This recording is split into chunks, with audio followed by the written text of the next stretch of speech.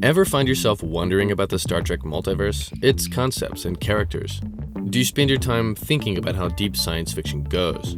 Hi, this is Trekspertise, where we discuss all things sci-fi through the lens of Star Trek.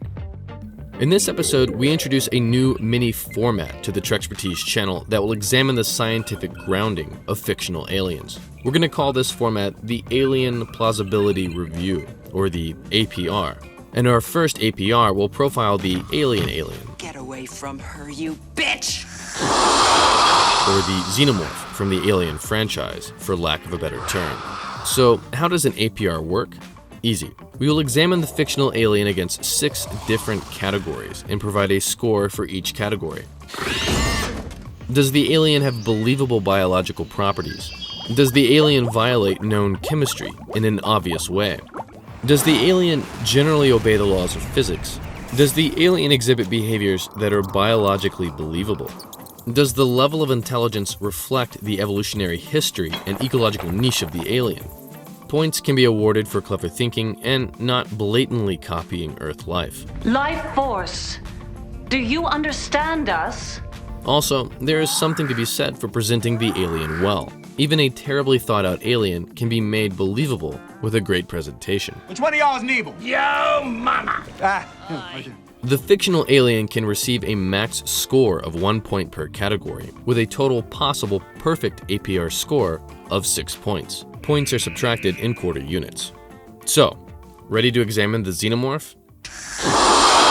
A couple of different biological concepts make their way successfully into the Xenomorph's overall profile. The exoskeleton is the first thing that stands out, and is a common feature to a great number of organisms here on Earth, such as lobsters, spiders, and grasshoppers. In fact, calcified exoskeletons may have evolved independently perhaps as many as 18 separate times on Earth. Additionally, the Xenomorph body plan allows for both quadruped and biped locomotion, like that of a chimpanzee. Just like exoskeletons, styles of locomotion can evolve independently in various lineages of organisms. We can also assume that the famous acid blood is not actually blood, but a form of anti-predator deterrent. Poison frogs and ladybugs, for example, both use this evolutionary strategy, which deters predators from eating them through poison or bitter taste. If the acid blood is a kind of unpalatability defense against predators, it says a lot about the environment in which the Xenomorph evolved, and the kinds of animals that regularly feed on the Xenomorph species. Where things start to become a bit fanciful is with the Xenomorph's mimicry ability, which is a component of the alien's parasitic nature. Parasites feed off specific target hosts. Ticks, tapeworms, and mistletoe all qualify as excellent parasite examples. The Xenomorph is only parasitic in its larva phase, which is implanted inside of a host through the famous facehugger. By way of this parasite phase, the emergent adult organism takes on qualities of the host species that is highly suggestive of some sort of extraction of genetic material, leading to a sort of adult stage that is an uneven blend between the Xenomorph and the host. Surprisingly, this is a feature of life on Earth to a lesser degree. The world's largest flower, from the genus Rafflesia, for example, can steal genes from its target host vine and incorporate those genes into its own genetic code through a process called horizontal gene transfer. But the thing is this: Rafflesia co-evolved with its host vine over a long period of time. In fact, all parasites have co-evolutionary relationships with their hosts. Some parasites can only interact with specific species. As such, the Xenomorph's mimicry ability, possibly an extreme form of horizontal gene transfer, only makes sense if the Xenomorph co-evolved with its human and canine hosts. The Xenomorph successfully displays many different kinds of biological concepts.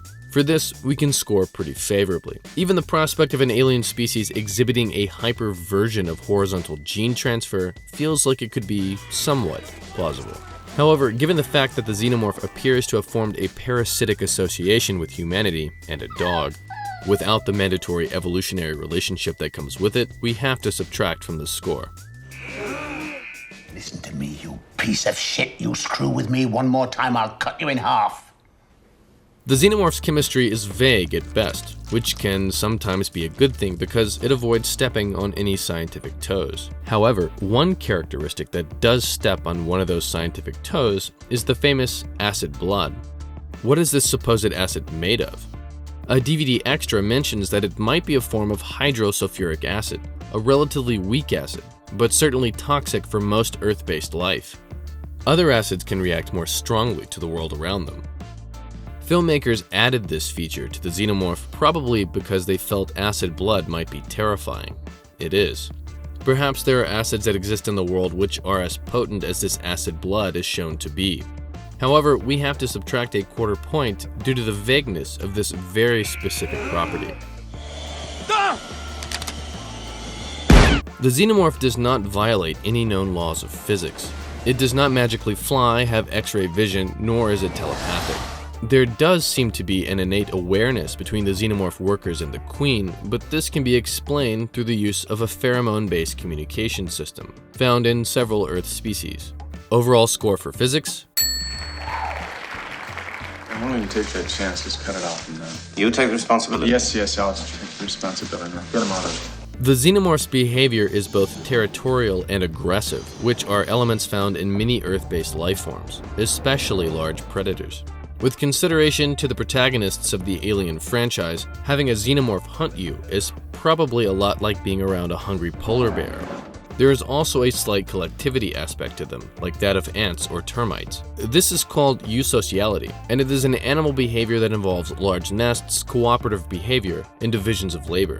Eusociality is a believable biological behavior that has evolved independently several times on Earth.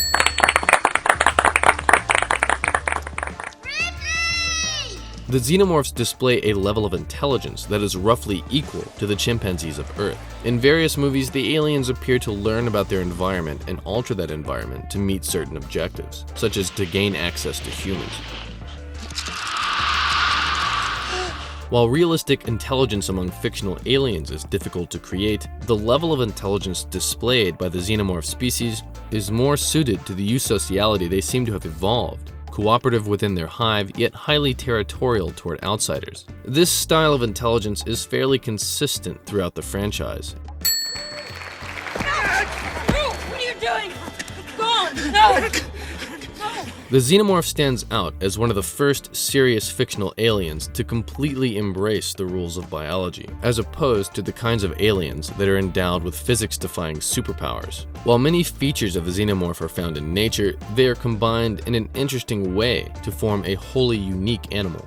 As a kind of testament to its originality, it has been copied many times in film and television. Additionally, how the Alien franchise presents the Xenomorph to the audience is also well done. You really get the sensation of being trapped with a wild, dangerous animal and not some supernatural being or evil demon. That does it for the Xenomorph. Let's take a tally of the score.